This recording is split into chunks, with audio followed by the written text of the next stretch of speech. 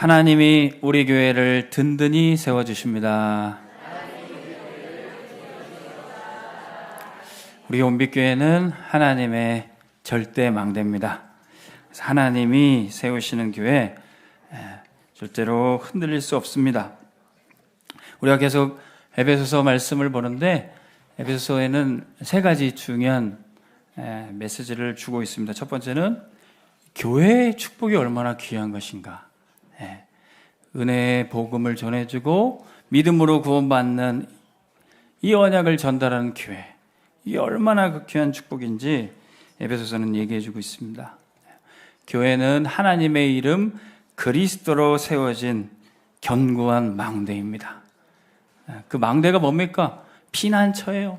높은 곳에 내다보면서 재앙이 오는지 미리 대비하는 곳입니다.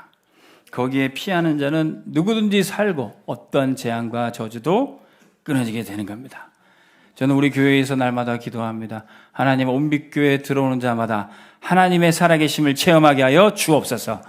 온빛교회에 엎드려 기도하는 자마다 예수가 그리스도이심을 경험하고 누리게 하여 주옵소서. 우리 모든 성도들 함께 이 기도 속에 들어가시기 바랍니다.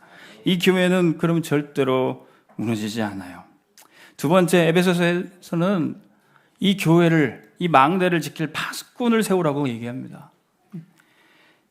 파수꾼은 어떤 일을 해야 됩니까? 주야로 깨어서 기도하고 지키는 사람이에요.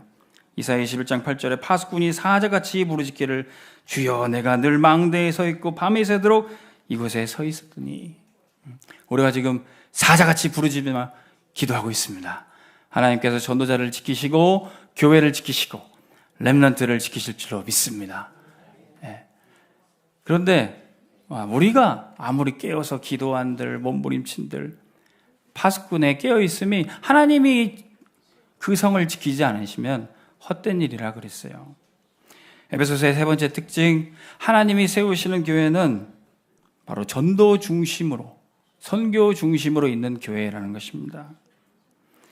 하나님이 성전을 지으시면서 전도 중심, 선교 중심을 놓치지 않게 해서 만들어 놓으신 게 이방인의 뜰이었어요. 누구든지 와서, 밖에 외부 사람들이 와서 하나님께 나올 수 있는 그런 통로였습니다.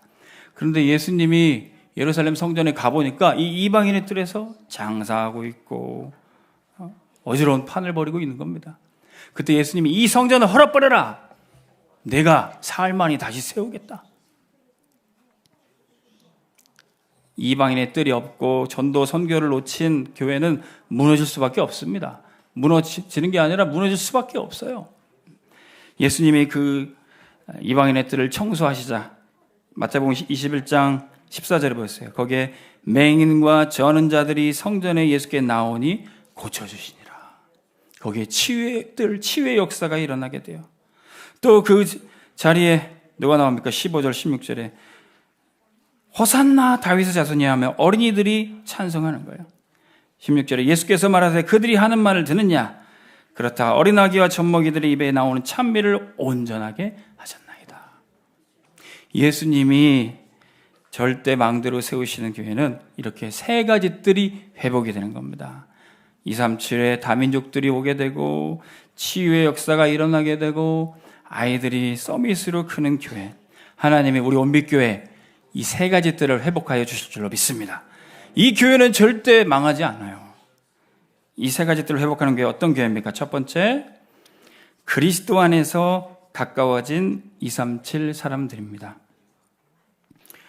우리가 이렇게 복음 속에 와보니까 세계 복음화가 우리의 사명이 되다 보니까 우리가 이렇게 아프리카 형제들이 또 우리 중국인 제자들이 우리 탈북민들이 함께 예배드리는 게 아주 좋습니다. 처음에는 저 아프리카 형제들 보니까 피부색도 다르고 언어도 다르고 저 나라는 먼 나라처럼 여겨졌어요. 중국이란 나라는 가깝지만 사실 여러 가지 역사적으로 먼 나라처럼 느껴집니다. 우리 탈북민 우리 형제님 자매님들도 같은 혈통이고 같은 핏줄이지만 뭔가 모르게 다른 점들이 보여요. 그런데 그리스도 안에서 우리 모든 237의 민족들이 가까워지는 줄로 믿습니다. 그런데 우리가 그들을 종교율법으로는 절대 살릴 수가 없어요. 절대 불가능합니다. 11절 말씀 보십시오. 그러므로 생각하라. 너희는 그때 육체로는 이방인이요 손으로 육체에 행한 할례를 받은 무리라 칭하는 자들로부터 할례를 받지 않은 무리라 칭함을 받은 자들이라. 우리가 에베소서 말씀 볼 때 이 당시 에베소 교회의 배경을 수시로 생각해야 됩니다. 에베소는 소아시아, 지금의 터키, 트리키예 지역의 서쪽 해안가 도시입니다. 항구 도시라서요, 교통과 무역, 상업이 발달해 있었어요. 그래서 많은 외국인들이 오가는 현장이었습니다. 그래서 에베소 교회 안에도 복음 전해서 예수님 믿은 이방인들이 많이 오게 됐었던 거예요. 우리가 사는 지금 인천도요, 서쪽 해안가 도시입니다. 그러다 보니까 많은 다민족들을 우리가 만나게 됩니다. 그래서 너무 세계복음하기 좋은 도시의 현장에 우리가 살고 있어요. 이렇게 봄 되면은 황사, 미세먼지는 제일 먼저 와도 공기는 좀 안 좋아도 인천이 세계복음하기 너무 좋은 곳이에요. 믿으시기 바랍니다. 별로 안 좋아하시는 것 같은데 인천 안 좋으세요? 저는 서울에서 한 20년 살고 인천에서 20년 살았는데 와, 점점 인천이 마음에 담기고 품어져요. 참 좋은 곳이구나. 이 에베소가 바로 그런 현장이었던 겁니다. 그런데 이렇게 교회 안에 들어와 있는 이방인들을 향한 눈이 저 사람들은 할례 받지 않은 무리들이다. 유대인들의 보통 시각이 이방인들을 보고 할례 받지 않은 놈들, 이런 생각을, 인식을 늘 갖고 있었어요. 이 할례가 도대체 어떻게 시작됐습니까? 창세기 11장에 보면 하나님이 아브라함에게 너는 내 백성이다, 너는 내 것이다 하는 약속의 표징으로 주신 거예요. 하나님께 나아가려면은 죄의 문제, 죽음의 문제를 해결해야 되는데 그때마다 짐승의 희생 제물을 드렸던 겁니다. 근데 사람들이 하나님께 나갈 때 제사를 드리면서 점점 무감각해진 거예요. 죄가 얼마나 지독하고 무서운 건지, 하나님 앞에 얼마나 엄중한 믿음으로 나가야 되는지 그게 까맣게 잊어버리지는 거예요. 오늘 죄지면은 내일 또 양 잡고 소 잡으면 되지. 우리도 예배 나올 때 그냥 오늘 예배 드리니까 나와야지. 그 하나님 앞에 나갈 때 그 엄중함을 잊어버린 겁니다. 그래서 하나님께서는 그 죄 때문에 내가 죽어야 되고 내가 피 흘릴 수밖에 없는 그 피 언약을 잊지 말라고 몸에 새기게 하셨던 거예요. 아브라함에게 너희 중에 모든 남자는 다 할례를 받아라. 너희는 포피를 베어라. 남자의 생식기에 그 피부의 겉껍질을 벗겨는 그런 할례 의식을 행하는 겁니다. 하나님 앞에 아담이 처음 나갈 때는 가죽옷을 입고 나갔습니다. 어떤 교회는요, 이 피 제사가 얼마나 무서운 건지 아이들도 시청각 교육하기 위해서 한번 이렇게 제사를 했대요. 근데 그 가죽을 벗겨내는 게 얼마나 힘든지 그 가죽 벗기면서 애들이 무서워가지고 벌벌 떠는 거예요. 그 가죽을 벗기는 것이 그 죄악에 그 사단에 잡혀있는 노예된 그것을 끊어내는 것이 얼마나 지독한 건지 하나님은 피제사 그리고 이제 할례를 통해서 깨닫게 하시는 거예요. 그런데 이스라엘 백성들이 이렇게 내가 힘들게 받은 할례, 그걸 가지고 공로의식을 갖게 되는 겁니다. 사람들은 보통 내가 이렇게 힘들게 견딘 것, 이거 가지고 내가 이렇게 했어, 자기 공로로 생각을 하게 돼요. 우리 어른들이 요새 젊은 애들은 근성이 없어, 우리는 보릿고개를 건넜는데, 요새 군 생활이 무슨 군대야, 우리 때는 그렇게 고생했는데, 이게 힘들고 고생한 건 공로가 돼요. 종교 생활도 마찬가지입니다. 내가 과거 이렇게 금식을 했는데, 이렇게 새벽 제단을 쌓았는데, 이렇게 성경을 몇 번 읽었는데, 이 종교 의식이 내가 어렵게 한 게 나중에는 공로가 되는 겁니다. 이스라엘 백성들은 나는 이렇게 힘든 할례를 받았어. 저 이방인들은 할례 없는 것들. 삼손도 블레셋과 싸우다가 목말라 쓰러질 지경에 이렇게 하나님께 기도합니다. 하나님, 저 할례 받지 못한 자들에게 제가 죽겠습니다. 이방인들과 분리하고 대적하는 생각으로 할례 없는 것들. 하나님이 이스라엘 백성들을 먼저 부르시고 구원하시고 피 언약을 주신 것은 이스라엘 백성이 먼저 제사장처럼 나오고 모든 열방과 민족이 하나님께로 오게 되는 것이 한 계획이었습니다. 근데 그 전도 선교를 놓치고 할례, 내 공로, 그것은 완전히 중요한 언약을 놓친 것이죠. 사울도요, 종교 율법 언약만 갖고 있다 보니까 블레셋과 싸움에 지어서 죽을 지경에 내가 차라리 저 할례 없는 저 블레셋 민족의 죽을 지경에 차라리 자살해버려야 되겠다 자결하게 됐던 것이죠. 이처럼 종교 율법은 나도 남도 살릴 수가 없습니다.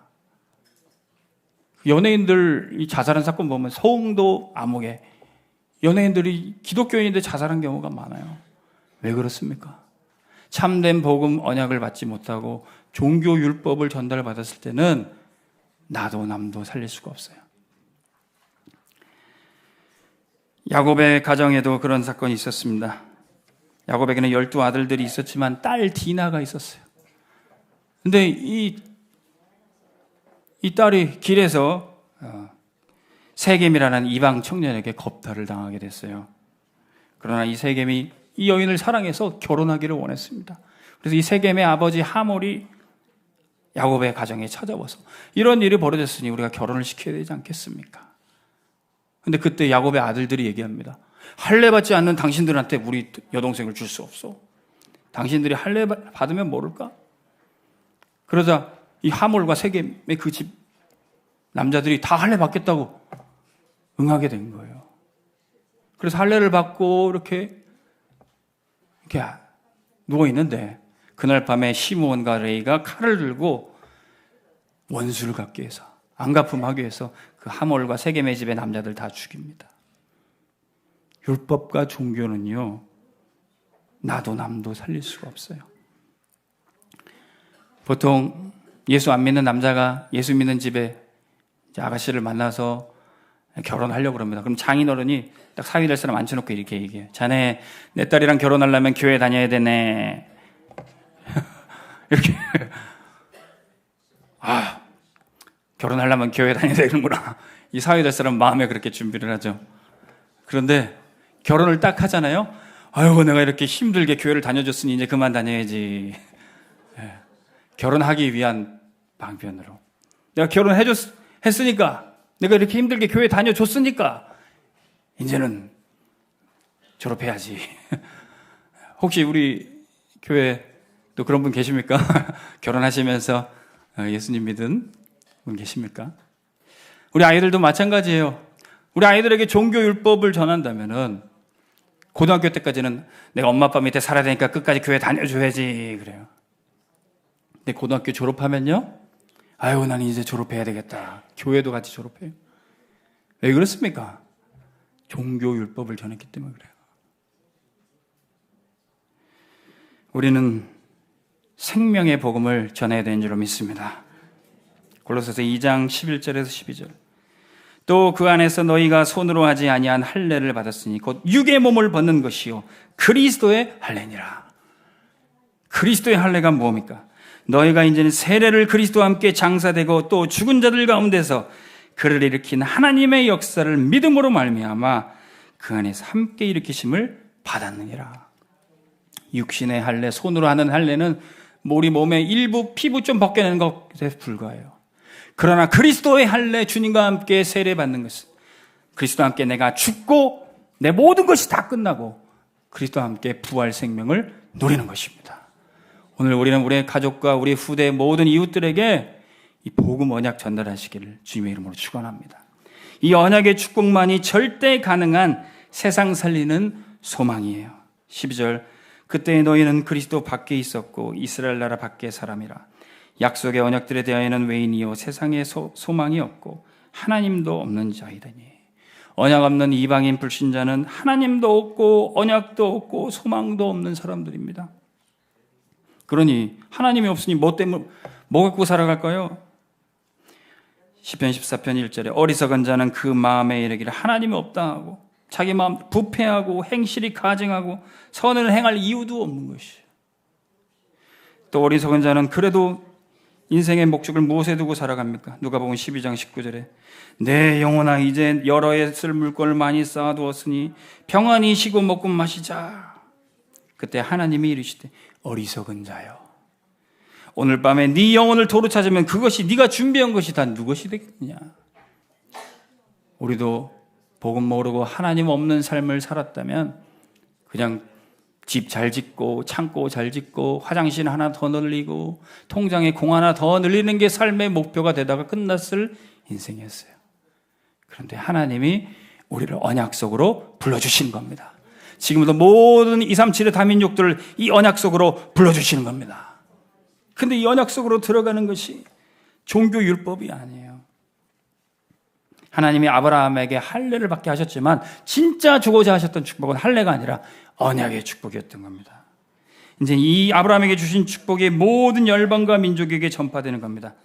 갈라디아서 3장 13절 14절 그리스도께서 우리를 위하여 저주를 받은 바 되사 율법의 저주에서 우리를 속량하셨으니 기록된 바 나무에 달린 자마다 저주 아래에 있는 자라 하였습니다. 이는 그리스도 예수 안에서 아브라함에게 주신 복이 이방인에게 미치게 하고 또 우리로 하여금 믿음으로 말미암아 성령의 약속을 받게 하려 함이라.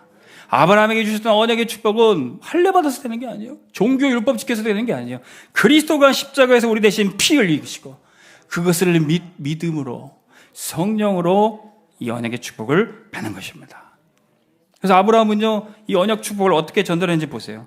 창세기 13장 18절에 아브라함이 마므레 숲을 사이에 거기 살면서 단을 쌓고 여호와 앞에 나갔습니다. 마므레는 지역 이름이 아니라 사람 이름이에요. 창세기 14장 13절에 보면은 아브라함과 같이 동맹한 사람들의 이름이 있는데 3형제입니다. 마므레와 에스골과 아넬이라는 이 이방인이 아브라함과 동맹이 됐어요. 그래서 소돔과 고모라에 살던 롯이 붙잡혀 갔을 때 이 아브라함이 318명 가병 데리고 이 마므레 3형제와 같이 동맹 팀이 돼서 가서 구출해 줬습니다. 아브라함이 마므레에서 단을 쌓고 기도했더니 그 옆에 있는 3형제들이 본 거예요. 저 사람은 뭐가 있나 보다. 와, 저 사람이 믿는 하나님은 살아계신 것 같은데 하나님이 저 집을 축복하시네. 보고 알게 되는 거예요. 우리 친하게 지내자. 우리 함께 하자. 동맹이 됐던 겁니다. 하나님이 우리 중직자들, 산업인들, 전도자들이 있는 곳에 단을 쌓고 기도할 때 주변의 모든 사람들이 우리에게 나올 줄로 믿습니다. 하나님이 저 사람과 함께 하시는구나. 하나님이 당신을 복 주시는구나. 그 비결이 무엇이냐? 물으러 오게 될 줄로 믿습니다. 아브라함이 이렇게 언약의 축복을 주변에게 이방인들에게 전했던 거예요. 성경에 보면 이방인 며느리 룻이 그의 시어머니 나오미를 끝까지 믿음으로 따라갔던 얘기가 나옵니다.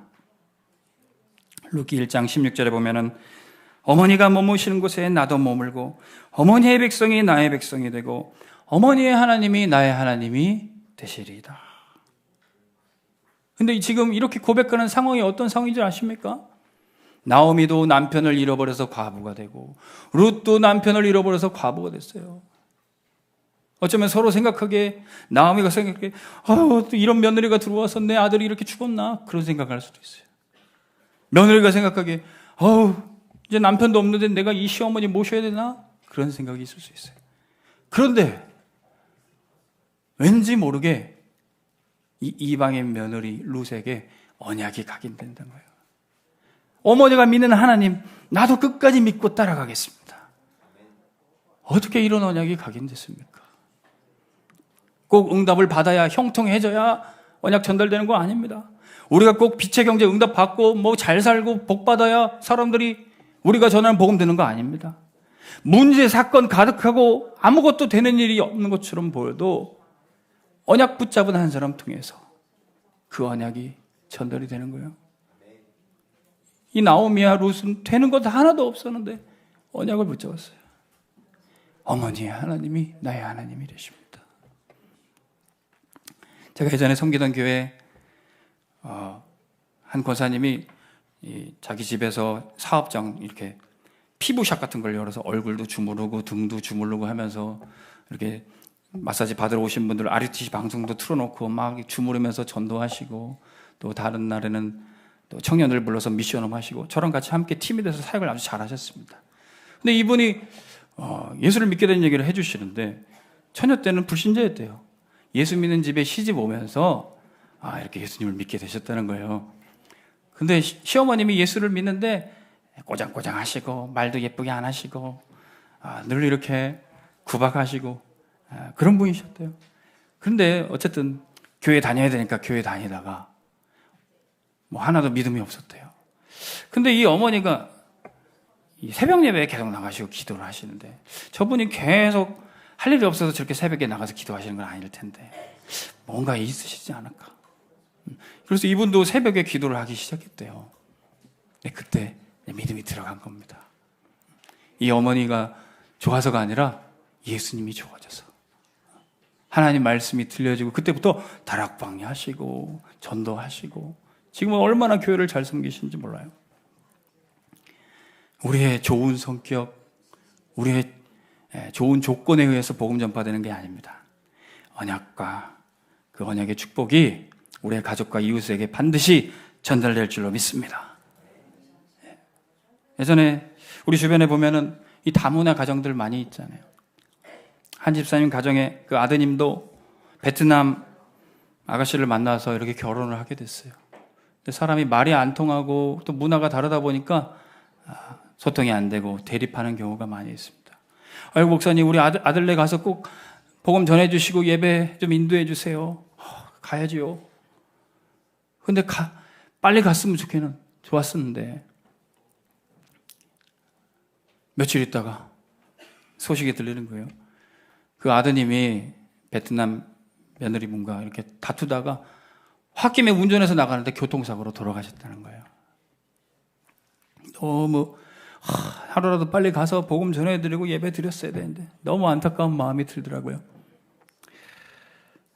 근데 이 집사님 마음에도 그 며느리가 너무 믿고, 그 손주들도 다 데리고 싶고, 아들 이름으로 된 그 집도 주기 싫고, 그런 마음들이 있는 거예요. 그때 제가 어떻게 말씀으로 도와드려야 될까, 이 룻기 말씀을 드렸습니다. 우리 집사님이 믿는 하나님, 그 살아계신 하나님이 그 며느님에게도 전달될 것입니다.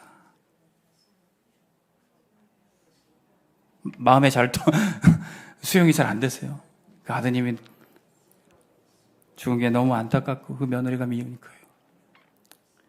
그러나 하나님께서 그 가정과 가문을 반드시 치유하시고 인도하실 줄 믿습니다.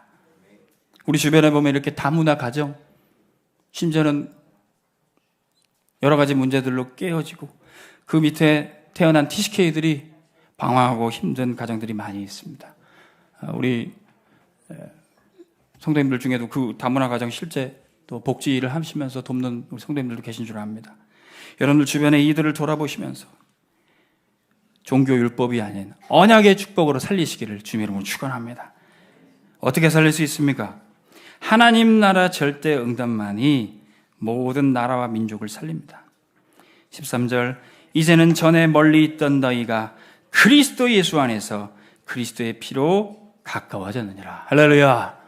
전에는 나랑 먼 나라, 나랑 거리 있었던 민족이었는데 그리스도 안에서, 예수 보혈 안에서 이제는 나와 가까운 사람이 됐다는 거예요. 우리 교회 안에 아프리카 형제들, 중국 자매들, 우리 함께 어우러져서 한 형제로, 한 자매로 예배드리고 있습니다. 언제 그렇게 가까워질 수 있습니까? 마태복음 4장 17절, 예수님은 항상 가시는 현장마다 회개하라, 천국이 가까이 왔느니라, 이렇게 선포하셨어요. 하나님 나라가 우리에게 가까이 임하니까 중국도 멀지 않아요. 아프리카도 멀지 않아요. 다 가까워지는 것입니다. 우리에게도 말씀하셔서 너희도 어디를 가든지 전파하며 말하되 천국이 가까이 왔다 해라.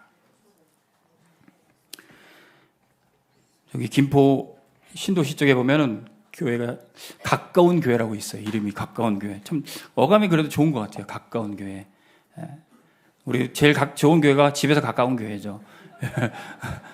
근데 그 교회 이 모토 비전을 보니까 하나님과 가까운 교회, 이웃과 가까운 교회다 이렇게 했더라고요. 참 좋다 이렇게 느꼈습니다. 물론 우리 교회 성도님들은 먼 데서 서울에서도 오시고 저 김포에서도 오시고 먼 데서 오지만 우리는 영적으로 다 가깝습니다. 근데 이웃을 향해서 하나님을 향해서 천국 문이 열려지고 전도의 문이 열려져 있는 그 교회가 절대 망대로 서는 교회인 줄로 믿습니다. 그래서 누구에게든지 열려 있어서 가까운 교회로 오기 때문에 그들을 생명의 복음으로 살릴 수 있어요. 율법과 종교는 살릴 수 없습니다. 모든 종교는 힘들고 어렵고 고된 길을 가라고 가르칩니다. 그러나 복음은 마태복음 11장 28절에 30절 수고하고 무거운 짐진 자들아 다 내게로 오라 내가 너희를 쉬게 하리라 내 멍에는 쉽고 가벼우니. 여러분 복음은 쉽고 가벼운 줄 믿으시기 바랍니다. 믿음은 우리를 자유케 하신 줄 믿으시기 바랍니다. 이 축복을 모든 이웃들이 우리에게 와서 받게 되는 거예요. 우리 역시도 예배 때 모든 짐들, 모든 억눌린 것들을 다 해방받으시길 바랍니다. 그래야 우리가 가서 모든 민족에 가서 전도할 수 있잖아요. 모든 민족을 살릴 수 있잖아요. 너희는 가서 모든 민족을 제자 삼아 아버지와 아들과 성령의 이름으로 세례를 지고 내가 너희에게 가르쳐 분부한 모든 것을 지키게 하라. 우리가 이 축복 누릴 수 있습니다. 두 번째는 십자가로 치유된 한몸 공동체입니다. 하나님이 세우신 절대망대는 세상을 화평케 하는 사람이에요. 그리스도인은 화평케 하는 사람입니다.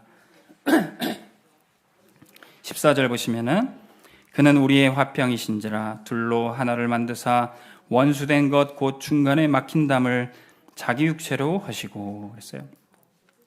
화평케 하는데 둘로 하나를, 여기서 말하는 둘은 유대인과 이방인입니다. 유대인과 이방인이 원수된 것, 그것이 다 담을 헐듯이 화목해 되어진다는 거예요. 예수님이 자기 육체를 찢으시고 십자가에 피 흘려 들어가셔서 하나님과의 막힌 담, 휘장을 찢으셨습니다. 하나님과의 관계 회복은 반드시 우리 이웃과 사람과의 관계를 회복하게 됩니다. 마가복음 12장 33절에 또 마음을 다하고 지혜를 다하고 힘을 다하여 하나님을 사랑하는 것과 또 이웃을 자기 자신과 같이 사랑하는 것이 모든 번제보다 기타 제물보다 나으니이다. 하나님이 우리를 관계를 회복해 주셨다면은 이웃과의 관계를 또한 역시 회복해 주신 겁니다. 하나님 사랑, 이웃 사랑을 회복하는 사람은 마가복음 12장 34절에 하나님 나라에서 네가 멀지 않도다. 하나님의 나라가 가까이 임하는 것을 확인하게 될 거예요. 그래서 구원받은 하나님의 자녀는 어딜 가든지 화평케 하는 자. 화평케 하는 자는 복이 있나니 그들이 하나님의 아들이라 일컬음을 받을 것이요. 15절 보세요. 법조문으로 된 계명의 율법을 배우셨으니 이는 이 둘로 자기 안에서 한 세 사람을 지어 화평하게 하시고. 한 세 사람. 이 한 세 사람이라는 단어는 아주 신학적으로 아주 중요한 단어입니다. 세계 선교, 세계 복음화의 핵심이 단어예요. 이제는 그리스도 안에서 유대인도 이방인도 없이 다 한 세 사람이 된다는 거예요. 그 세 사람의 이름은 그리스도인입니다. 할렐루야. 우리는 이제 아프리카인도 없고 중국인도 없고 다 그리스도인입니다. 근데 이 그리스도인은 각자 나라, 이스라엘 나라 법, 이방 나라 법이 없고 한 가지 법이 있어요. 그러기 위해서는 이전에 유대인의 법, 이방인의 법이 다 철폐된 것이에요. 유대인의 율법도 법점으로 낸 계명이 다 폐허해졌다는 겁니다. 아니, 예수님이 마태복음 5장 17절에는 내가 율법을 폐하러 온 것이 아니오 완전하게 하려 왔다 그러셨는데 폐하려 온 것이 무엇입니까? 유대인의 율법에는 세 가지 종류가 있어요. 첫 번째는 하나님께 어떻게 제사를 드리는지 제사법. 하나님의 백성으로서 먹지 말아야 될 음식법이 있었습니다. 이것들은 법조문, 기록이 돼서 그걸 다 알 수 있었어요. 근데 이방인들은 무엇을 먹어야 되는지 말아야 되는지 어떻게 제사 드려야 되는지 하나도 알지 못했어요. 유대인이나 이방이나 공통적으로 알 수 있는 것은 하나님이 양심에 새겨주신 도적질하지 말라, 살인하지 말라, 거짓 증거하지 말라, 간음하지 말라 이런 양심에 새겨진 법만 지금 남아 있습니다. 유대인의 율법은 613가지나 된다고 그래요. 법조문으로 기록한 것이. 근데 그런 것들은 다 폐하시고 우리에게 십계명만 딱 남겨주신 거예요. 히브리서 10장 8절에 10절에 보면 위에서 말씀하시길 주께서 제사와 예물과 번제와 속죄제는 원하지도 아니하고 기뻐하지도 아니하신다 하셨고 이는 다 율법을 따르는 것이라. 그 후에 말씀하시기를 보시옵소서 내가 하나님의 뜻을 행하러 왔나이다 하셨으니 그 첫째 것을 폐하심은 둘째 것을 세우려 하심이라. 뭡니까? 이 뜻을 따라 예수 그리스도의 몸을 단번에 들이심으로 말미암아 우리가 거룩함을 얻어노라. 할렐루야. 이제는 유대인들이 어떻게 제사 드리는지 어떤 음식을 먹든지 말든지 그게 중요한 게 아니라 그리스도가 피 흘려 죽으신 그 완전한 제사, 십자가만 붙들고 우리는 사는 것입니다. 베드로가 나가서 고넬료 만나고 이방인들 전도해야 되는데 이방인들이랑 식사하면 어떻게 되나? 거기에 내가 먹지 못할 음식이 올라오면 어떡하나? 그거 걱정하고 있었어요. 그때 주님이 환상 중에 하늘에서 그릇이 내려오고 보좌가 내려오는데 풀어지면서 보니까 유대인들이 먹지 못할 부정한 동물들, 짐승들이 있었던 겁니다. 그때 주님이 잡아먹으라. 저는 못 먹습니다. 내가 깨끗하게 하였느니라. 하나님은 모든 음식법을 다 철폐하시고 보고만 해서 다 정결하게 하시고 전도만 선교만 생각하라고 하시는 것입니다. 오늘 저와 여러분들에게 이 은혜를 주셨다는 거예요. 고린도서 5장 17절에 그런즉 누구든지 그리스도 안에 있으면 새로운 피조물이라. 이전 것은 지나갔으니 보라 새 것이 되었도다. 하나님 안에서 모든 동물들, 우리 모든 식물들 다 새로워지는 거예요. 그리고 여기 보면 새로운 피조물이라고 그랬는데 영어 성경에는 new race라고 나옵니다. race, 인종이란 거예요. 그리스도 안에서 이제는 우리는 황인종도 없고 흑인종도 없고 백인도 없고 다 그리스도인이에요. 할렐루야. 십자가로 다 하나 되는 것입니다. 십자가는 화목하게 하는 능력이에요. 16절 또 십자가로 이 둘을 한 몸으로 하나님과 화목하게 하십니다. 원수된 것을 십자가로 소멸하게 하시고 이제는 우리는 십자가 때문에 한 몸 공동체가 되었습니다. 이웃을 어떻게 사랑할 수 있어요? 내 몸과 같이. 내 몸인 것을 알 때 진짜 사랑할 수 있어요. 주님은 십자가 지시면서 자신을 핍박하고 죽이는 사람들을 위해서도 기도하셨어요. 우리에게도 미리 당부하셨습니다. 마태복음 5장 43절 44절 네 이웃을 사랑하고 네 원수를 미워라 했던 것을 너희는 들었으나 나는 너희에게 이르노니 너희 원수를 사랑하고 너희 밖에 하는 자를 위하여 기도하라. 여러분들이 현장에서 핍박을 당해도 그 사람 위해서 기도할 때 그 사람이 제자로 서게 될 줄로 믿습니다. 마태복음 5장 23절 24절에는 우리가 하나님 앞에 예배 드릴 때도 혹시 내가 형제와 가족과 다툼이 있다면 화목하고 그 위에 와서 예배도 드리고 예물도 드리라는 거예요. 저도 사역하면서 제일 어려운 문제가 집사람이랑 다툴 때 그러면 사역도 안 되고 안 잡히더라고요. 그래서 지금이라도 집사람과 화해해야 되겠다. 그래야 사역이 잡히고 현장에 갈 수가 있습니다. 오늘 여러분들 예배 드실 때 마음에 걸리는 것 있습니까? 주님 앞에 먼저 다 내려놓으시고 털어놓으시고 여러분들 가족과 또 여러분들 이웃과의 막힌 담을 허무시기를 주님의 이름으로 축원합니다. 그러면 성령의 역사가 참된 평안을 우리에게 주시는 거예요. 17절 또 오셔서 먼 데 있는 너희에게 평안을 전하시고 가까운 데 있는 자들에게 평안을 전하셨으니 멀리 있는 이방인과 가까이 있는 유대인들에게도 다 똑같이 평안을 주시는 겁니다. 언제 세상에 언어가 나뉘고 민족이 나뉘게 되었습니까? 창세기 11장의 바벨탑 사건 때부터 하나님을 대적하여 일어났던 그들을 민족이 나눠지고 언어가 혼잡하게 돼서 하나님이 흩트기시게 됐던 거예요. 근데 그 바벨탑의 저주가 언제 치유됐습니까? 사도행전 2장의 마가 다락방의 역사가 일어났어요. 사도행전 2장 4절에 그들이 다 성령의 충만함을 받고 성령이 말하게 하심을 따라 다른 언어들로 말하기를 시작하니라. 우리가 한국말도요, 말이 안 통하면은요, 막 다툼이 있고 막 짜증나고 화가 날 때가 있습니다. 근데 하물며 말이 다르고 한국말, 중국말 같이 말이 안 통하면은 얼마나 답답하겠어요. 근데 여러분들 지금 우리 예배 시간에 영어 통역과 중국어 통역이 계속되고 있습니다. 여러분 하나도 혼잡스럽지 않으시죠? 예, 이게 바로 마가다락방의 역사예요. 각 나라 말로 말하지만 오직 그리스도, 하나님의 나라 성령 충만을 누리니까 하나도 혼잡하지 않고 평안하게 되는 것입니다. 오히려 우리는 본부 메시지 들을 때 한국말 메시지 듣고 또 통역이 나와야 좀 평안하게 메시지가 집중이 되는 경우도 있어요. 그래서 우리 교회도 앞으로 동시통역 또는 순차통역 계속해서 모든 사람들이 메시지 듣고 복음 들을 수 있도록 또 인도받아야 될 줄로 믿습니다. 어떻게 이렇게 다른 언어로 나가는데 하나님 앞에 온전한 예배를 드릴 수 있을까요?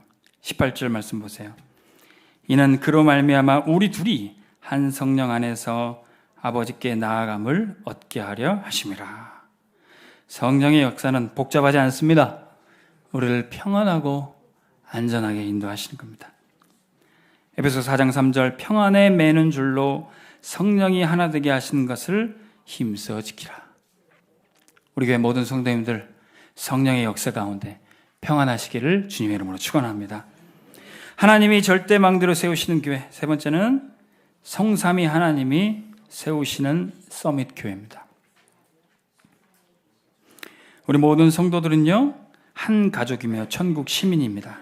19절 그러므로 이제부터 너희는 외인도 아니요 나그네도 아니요 오직 성도들과 동일한 시민이요 하나님의 권속이라.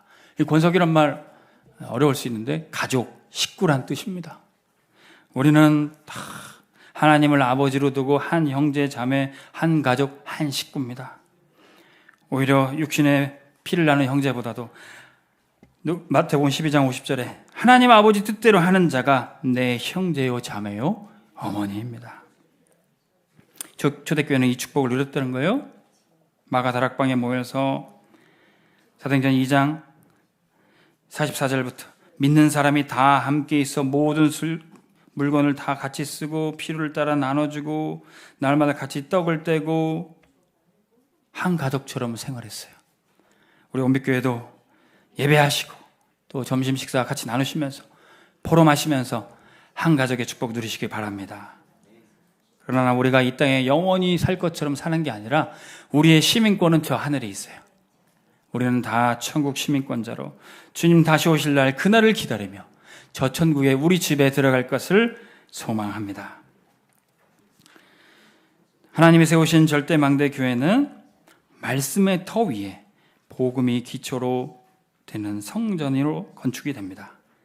20절 보세요. 너희는 사도들과 선지자들의 터 위에 세우심을 입은 자라. 그리스도 예수께서 친히 모퉁이 돌이 되셨느니라. 사도들과 선지자들 통해서 주신 하나님의 말씀 성경의 기초 위에 그리스도가 머리 되시고 그리스도의 복음 위에 교회는 세워집니다. 이 교회는 고린도전서 3장에 보니까 한두 사람이 이끌어가는 게 아니에요. 하나님의 동역자들이 하나님의 집으로 하나님의 밭으로 일궈가면서 교회는 인도받습니다.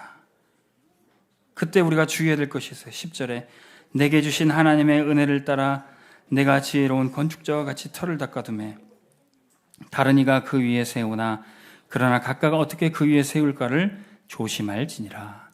하나님의 교회는요 몇몇 사람이 아니라 모든 하나님의 동역자들이 함께 세우는 겁니다. 그러니까 조심스럽게 하셔야 돼요.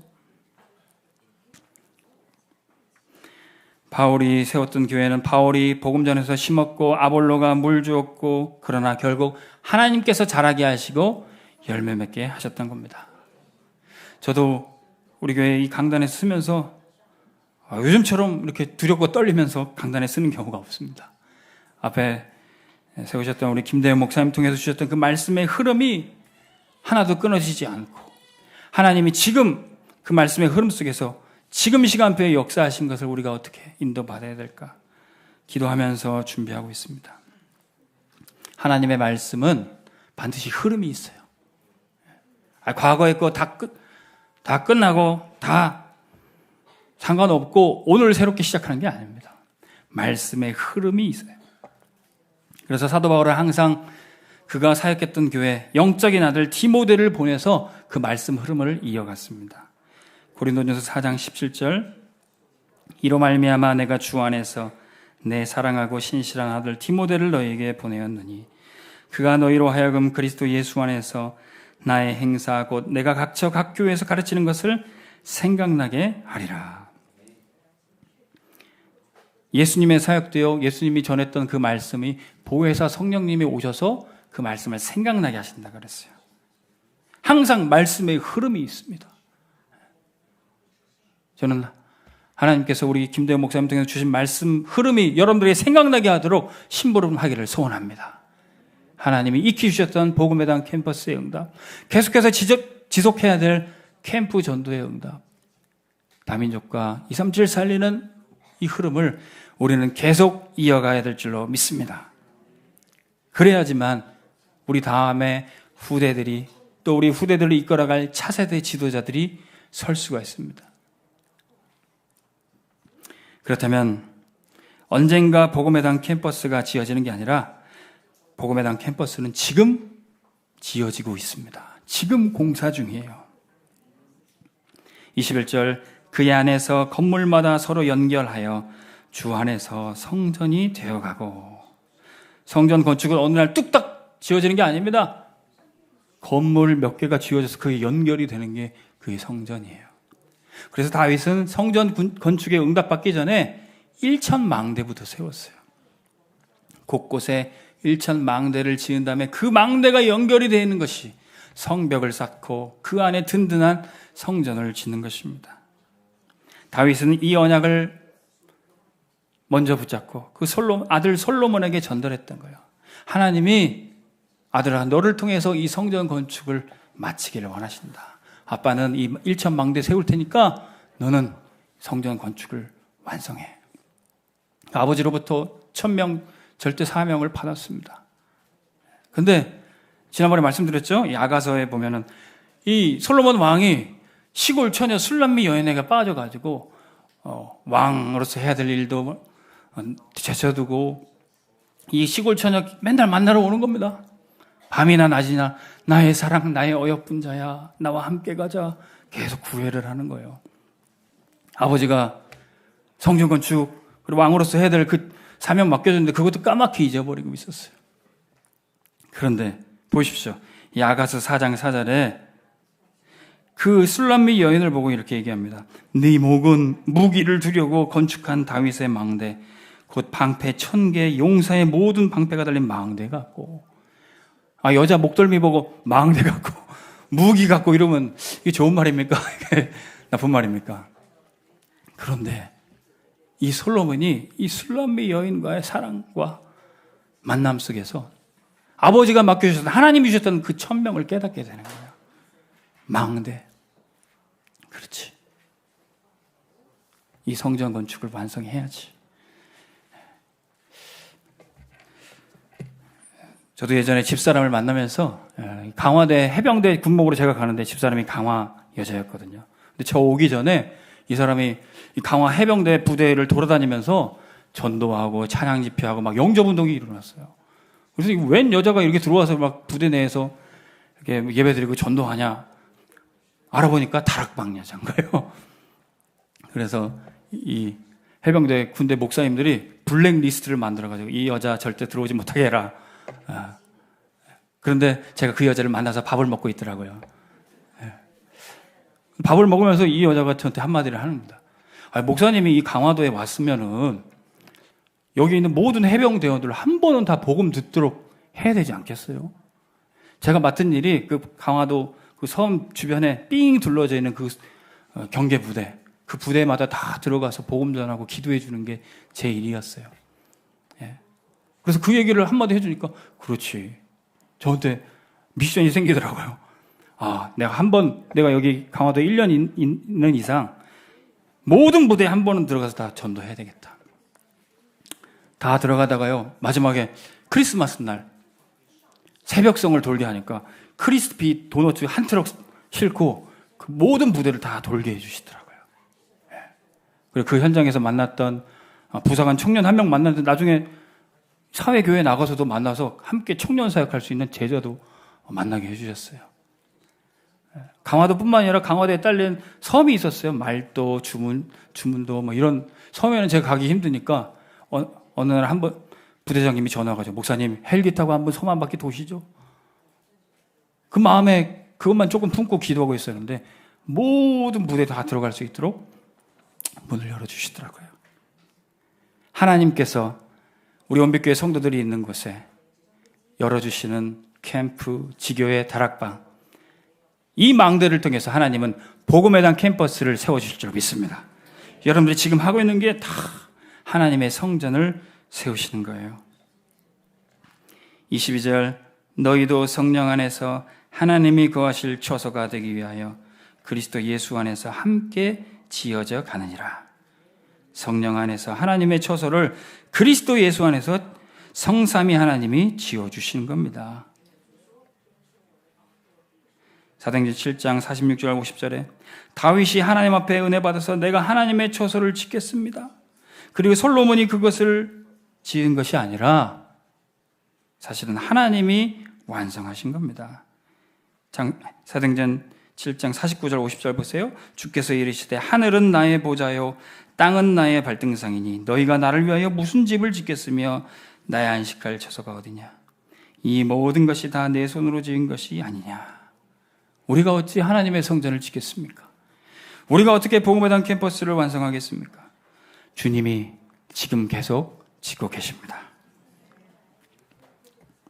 결론의 말씀, 이제 우리는 우리 온빛교회가 하나님의 절대 망대인 줄 깨달으시고 이 망대 지키는 237 살리는 파수꾼의 사명 감당하시기 바랍니다. 여러분들이 복음 가지고 들어가는 모든 것에 율법과 종교가 살리지 못했던 복음으로 치유하는 역사 일어날 줄로 믿습니다. 하나님이 세우시는 복음의 당 캠퍼스는 지금 잘 지어지고 있기 때문에 여러분들이 믿음으로 지속해서 응답받으시길 바랍니다. 하나님이 함께 하시는 교회 찬양하겠습니다.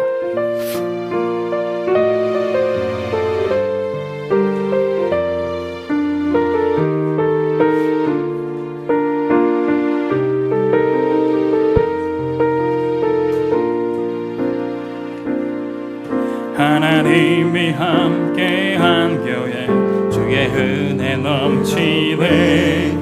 하나님 약속을 날마다 확인하네. 하나님이 함께한 교회 주의 능력이 밉네. 기도 속 비밀 누리네. 성령 역사 임하네. 응답의 문이 열립니다.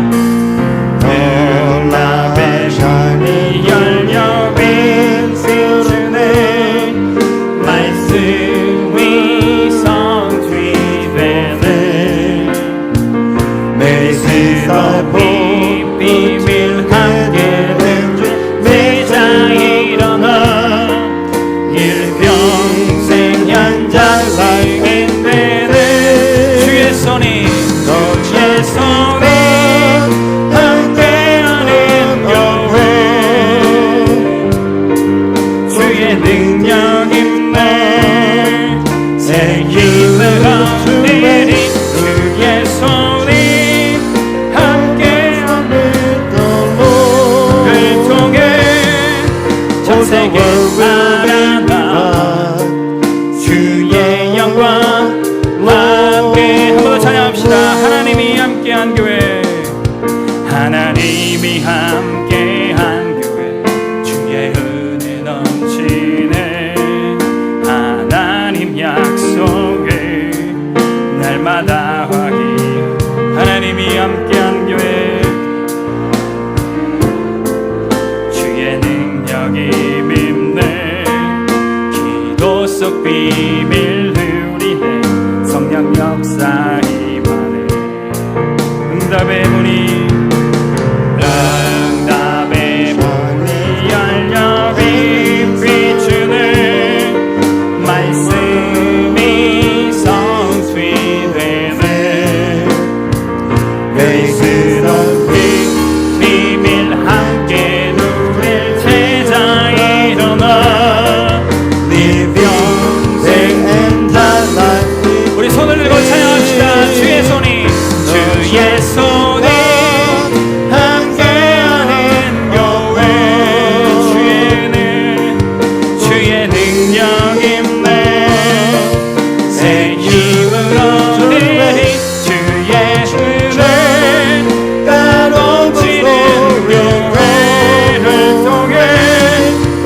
세계 사랑아 주의 영광